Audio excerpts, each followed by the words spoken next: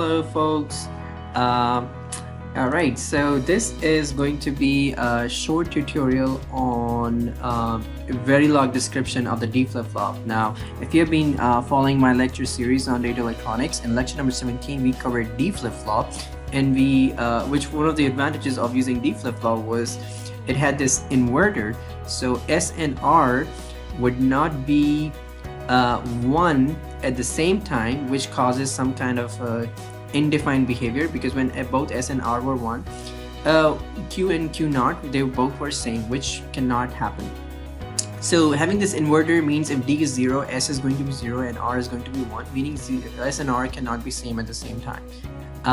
We also learned when in this, if you look at the truth table, when the clock is 0, regardless of whether D is 0 or 1, your next state is always going to be the previous state.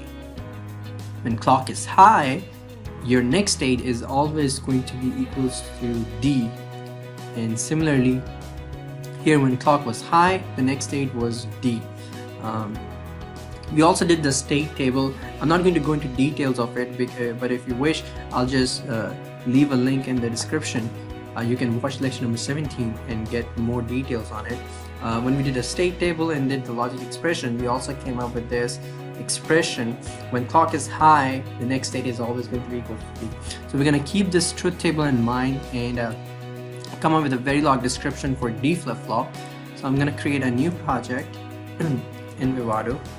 So D flip-flop, click next, next here, next.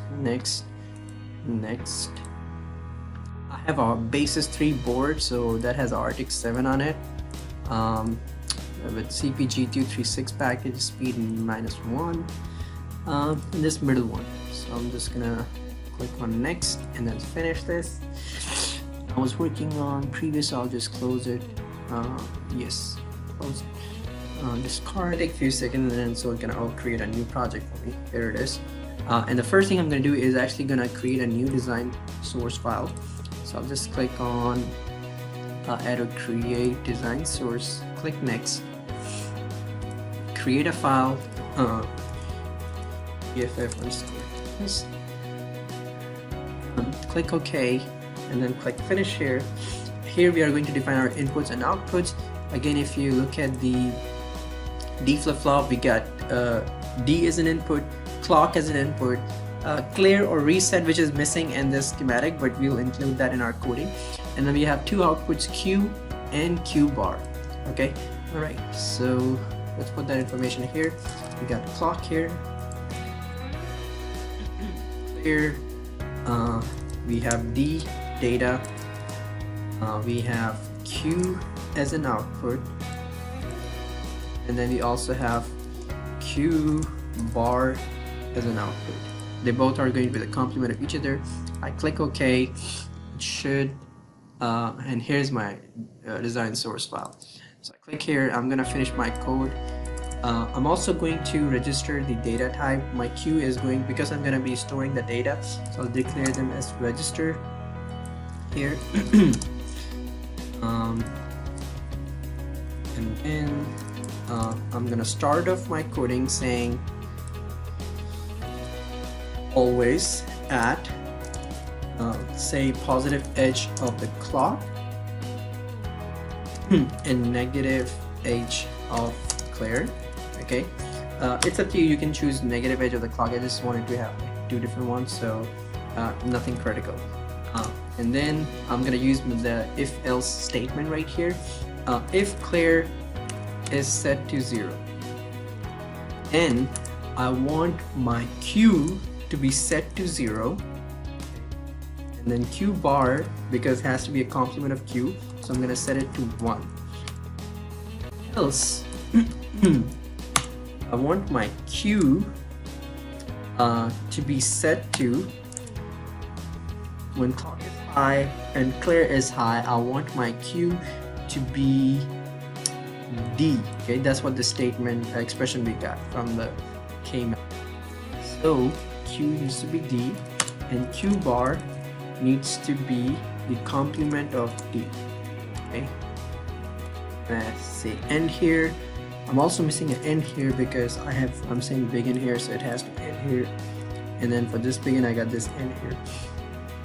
Looks like my code is ready. I'm gonna save my file and then I'm going to synthesize it.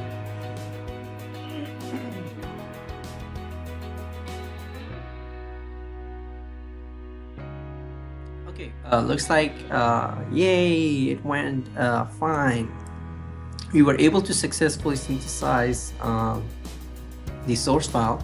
I'm gonna click cancel here, and now I'm going to move on to the simulation part. So I right click here, click add source. I'm going to create a simulation file, create one, test, and I'll say bench. This is my file. Click OK, click finish. I'll just go past this. Okay, yes, and notice here's my test bench file. Here's this.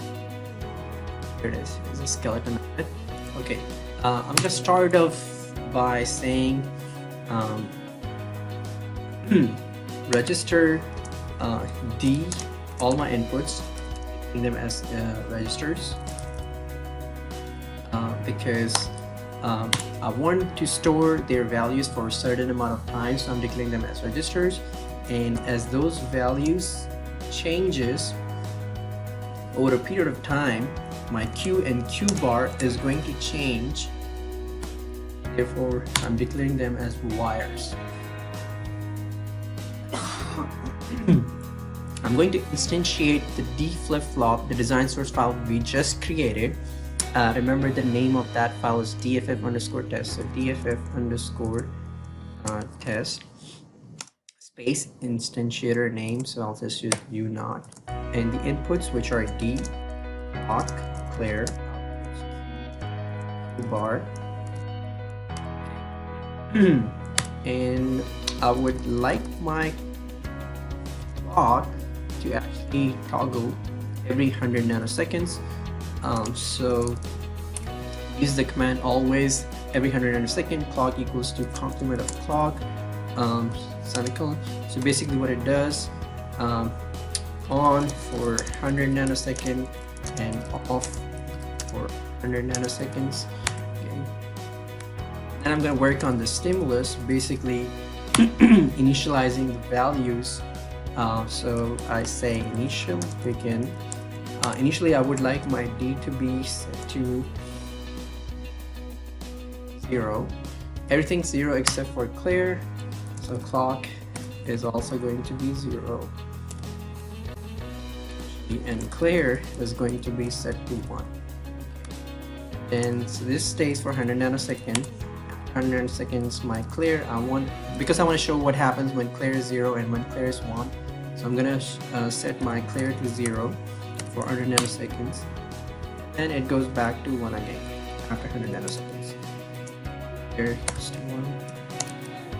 1. Remember, when clear is 1, everything works accordingly. When clear is 0, it just reset the outputs where Q gets 0 and Q bar gets 1. What about the data? What are we gonna do? Okay, say we want to change our data. What do I do? Say every 50 nanoseconds. My D would just every 50 seconds it'll go high to low, low to high. Okay, so looks like my test bench file is ready. I'll just go through it one more time real quick. Here are my inputs and outputs with their data types. Here I'm actually instantiating the D flip-flop. Here I'm actually having my clock, setting it to on and off for 100 nanoseconds. Initially I'm setting D clock and clear to 0, 0 and 1, and then after 100 nanosecond clear goes to 0, then after 100 nanosecond it goes to 1 again. I'm going to save this file.